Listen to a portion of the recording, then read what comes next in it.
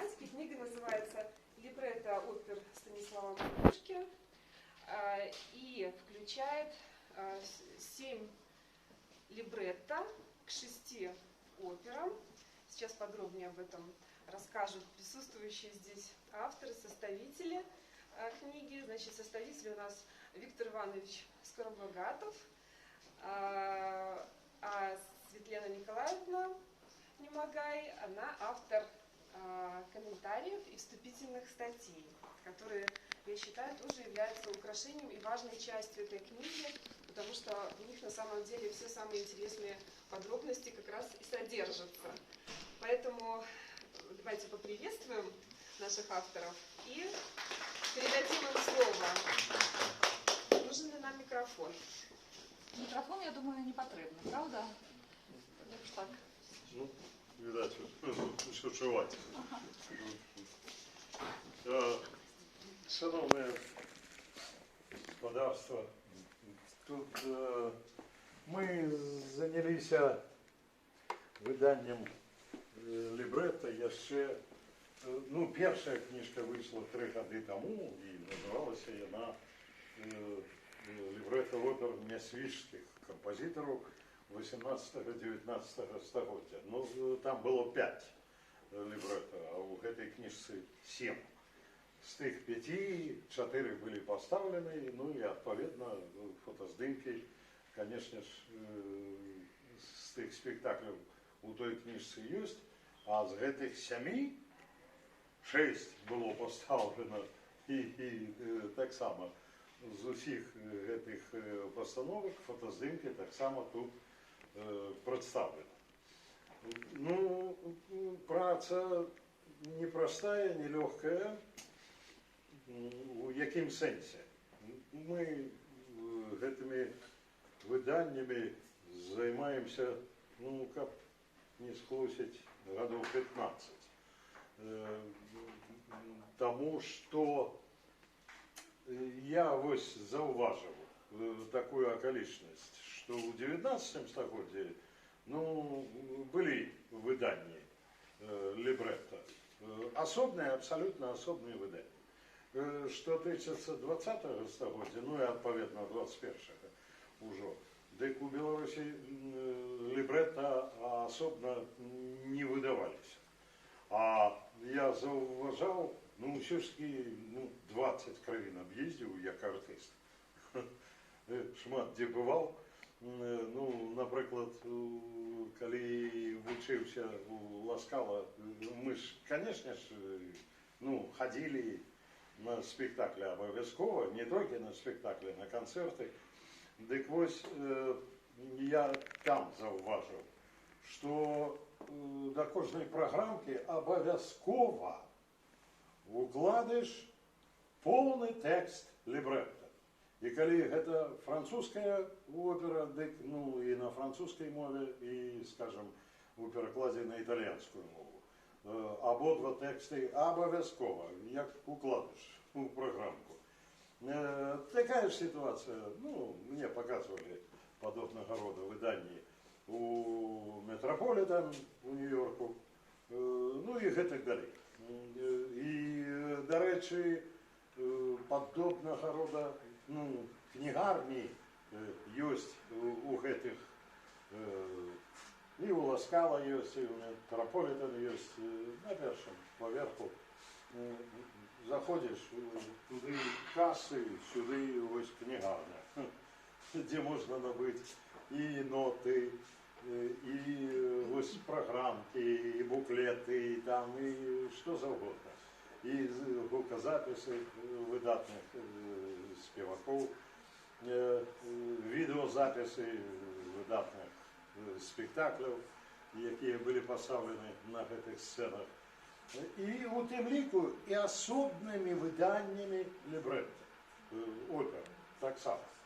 У нас цієї традиції вже давно нема. Я глянув, ну, між іншим, так,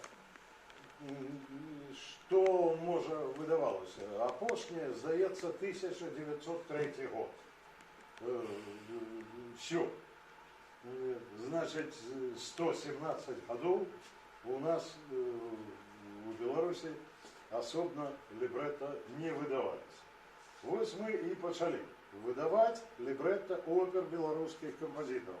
Это наша такая один из головных болей таких.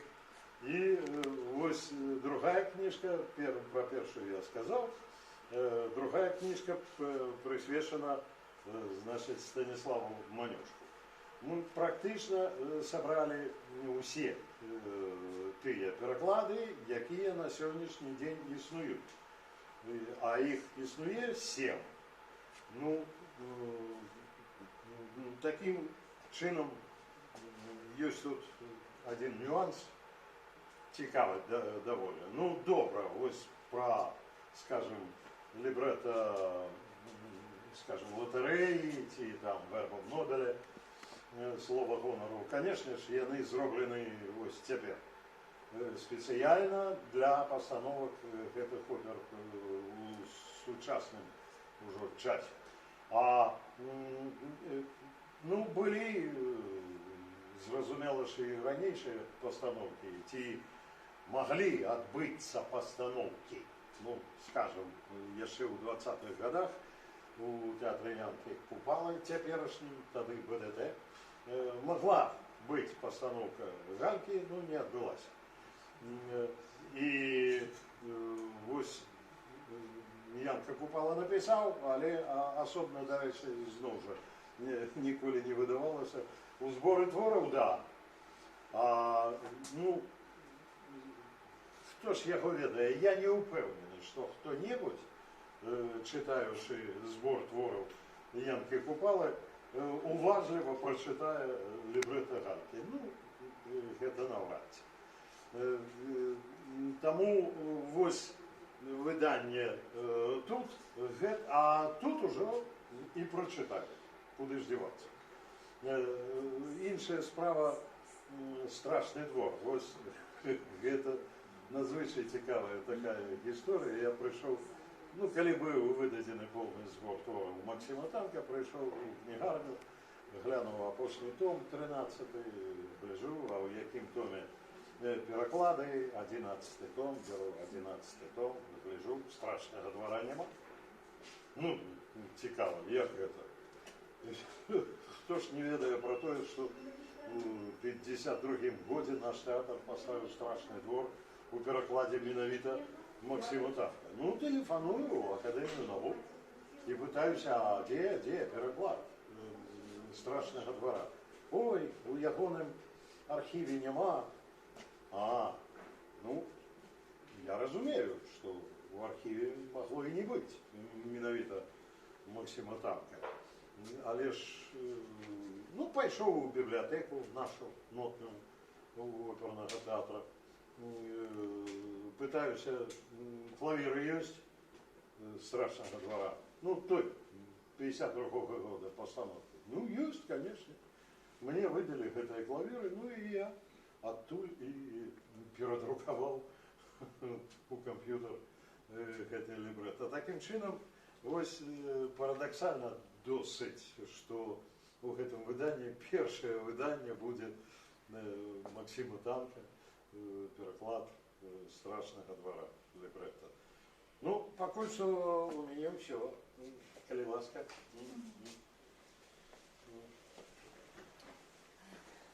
Добрый день, шановні сябры, гості, аматори творчості Манюшки.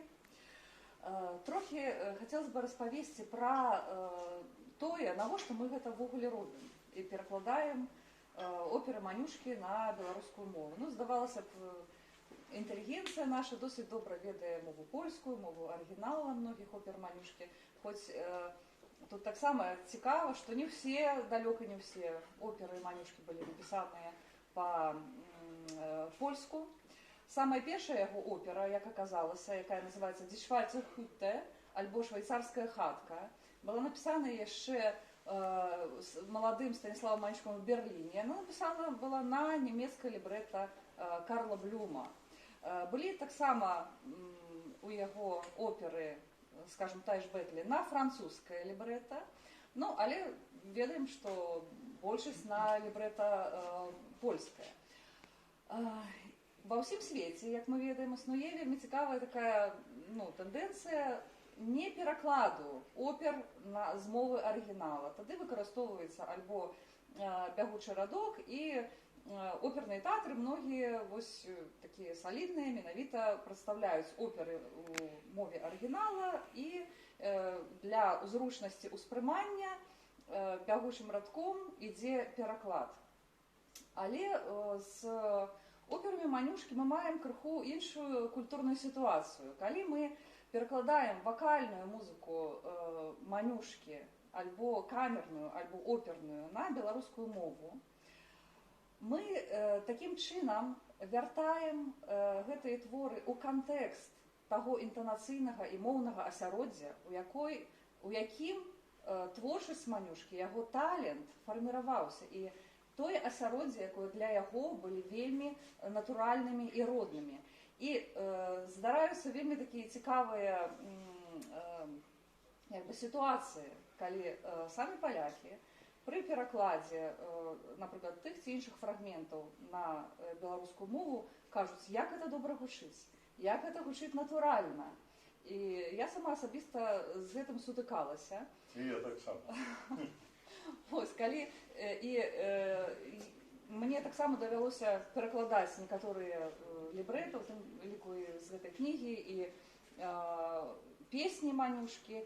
І часам, ведаеце, надыходзіць такое пачуццё, што, власна кажучы, я не перакладаю, а я проста кажу гэтую музыку па-беларуску, так як яна і павінна гучаць. І працэс перакладу Манюшкі на беларускую мову, ён надзвычай робіцца такім натуральным і прыемным. Гэта адзін момант. А другі момант – гэта той, канешне, што перакладаючы лібрэта альбо песні Манюшкі, мы такім чынам вяртаем гэтага творцу, які не трэба прадстаўляць, дзе ён нарадзіўся, мы гэта ўсё цудоўна ведаем, вяртаем яго творчасць у кантэкст культуры нашай. І гэта вельмі важна асэнсоўваць цяперашняму слухачу, цяперашняму наведвальніку тэатраў, што Манюшка не з'яўляецца для нас некім чужым аўтарам, ён з'яўляецца нашым аўтарам, які ў 19 стагоддзі найбольш рэльефна, найбольш трапна, найбольш дакладна перадаў ментальнасць нашага народу, ментальнасць тых жыхароў, якія тут жылі ў 19 стагоддзі. Яны, безумоўна, ад нас адрозніваліся. Але, тым не менш, яго смела можна назваць песняром 19 стагоддзя, самым яркім песняром гэтай нашай зямлі. Тому што ён усё гэта ведаў, так бы мовіць, ад самага пачатку. І рыхтуючыся да гэтай прэзентацыі, я разважала над тым, што Манюшка, власна кажучы, быў, так бы мовіць, не сталічным кампазітарам. Правінцыйным не хочацца ўжываць гэтае слова, таму што ён быў сусветным і начытаным, і адукаваным, і прадстаўляў свае творы, і зараз яна прадстаўляецца па ўсім свеце. Але калі мы звернемся да сюжэтаў ягоных опер, да сюжэтаў ягоных песень, мы напаткаем заўважым вельмі цікавую акалічнасць, што героямі ягоных опер і аперэт з'яўляюцца пераважна жыхары маленькіх маёнткаў альбо павятовых гарадочкаў, як, напрыклад, у выпадку аперэта «Латарэя». І ён шукаў гэтую прыгажосць менавіта ў гэтых маленькіх маёнтках, у вёсачках, у жыхарах, у іх характарах, у іх асобах. Ён гэтую дабрыню чэрпаў менавіта адсюль. І адразу ж напрошваецца такое супастаўленне, а дзе ён гэта ўсё браў? Ён тое, што бачыў вакол сабе з моманту нараджэння.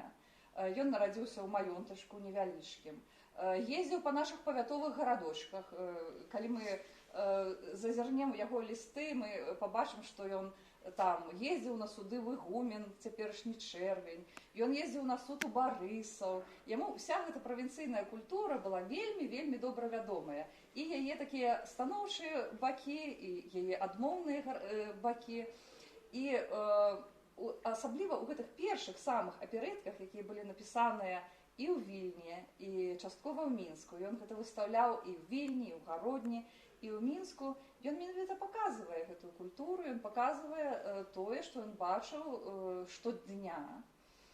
І тут ён выступае вельмі такім як бы трапным і дасціпным кампазітарам-гумарыстам, працуючы асабліва ў дуэце з Аскарам Корвінам-Хмелеўскім, ствараючы свае першыя аперэткі «Ідэал», «Карманьол» і «Латарэю».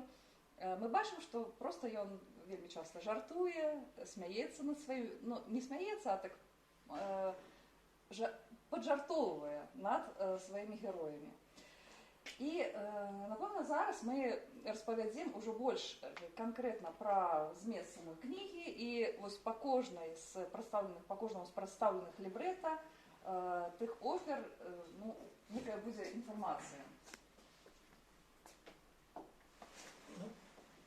Якая тут? Латарэя. Латарэя, да. Ну, вось, калі ласка, заўважце, хто гэтая жанчына. Гэта прапраўдачка Станіслава Манюшкі, піаністка. Яна канцэртмайстарам працавала у Гранд-Опера у Парыжы, Клара Манюшка. Вось яна спецыяльна прыязджала на прэм'еру латарэі з Парыжа ў Мінск. І вось, ну, гэта застолле пасля прэм'еры нашай. Вось яна сярод нас тут знаходзіцца. Вельмі ёй, дарэчы, спадабалася гэтая пастаноўка. Сама ж латарэя, ну, першапачатковая назва яе не латарэя, а Варшаўская латарэя. Апошняя Варшаўская латарэя. Апошняя Варшаўская латарэя. Гэта першапачатковая назва гэтай оперы. І, дарэчы, вось афіша Гродна. Ну, прыжыццёвая, зразумела, пастаноўка. Самыя першыя былі, ну, Вільня, Гродна, Мінск, і ўжо толькі потым другую рэдакцыю, калі зрабіў Манюшка, калі словы апошняя і Варшаўская выкінуў, у назве засталося толькі слова латарэя. Вось менавіта ў той рэдакцыі ён павёз яе і паставіў у Варшаве.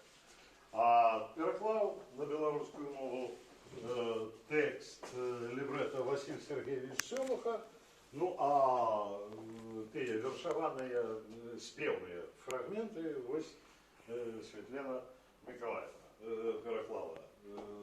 Вось у гэтай рэдакцыі мы і паказвалі, ну, давайте паглядзім маленечкі кавалачак з той пастановкі.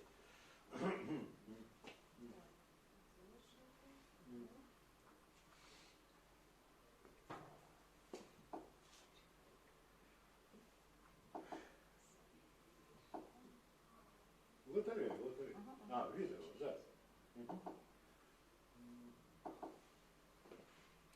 Надышла страшная.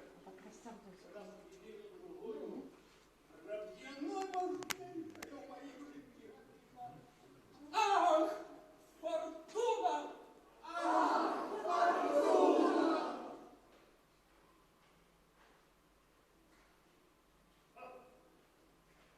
Подобно. Вось таблица. Попляшу. По черзе.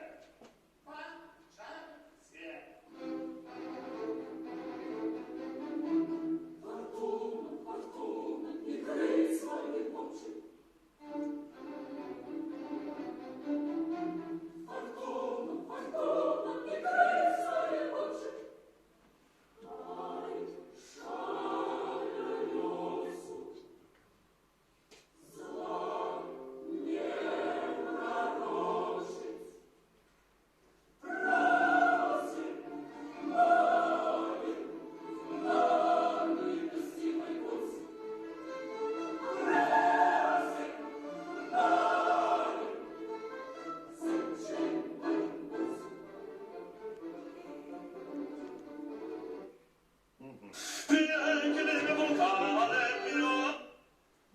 чому вибрав, скажем, на постановку Байдел менавіта лотерею?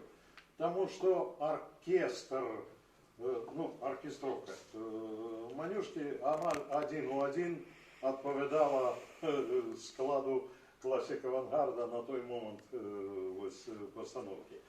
А мы от початку хотели показать это у концертном варианте, но тем не менш так атрымалася, что у процессе репетиций ой-ой-ой-ой, як сподобалася артистам эта пьеска, и с задовольнением зробили менавіта спектакль. Так что хоть там и декораций нема, тем не менш вельми так цікаво атрымалася.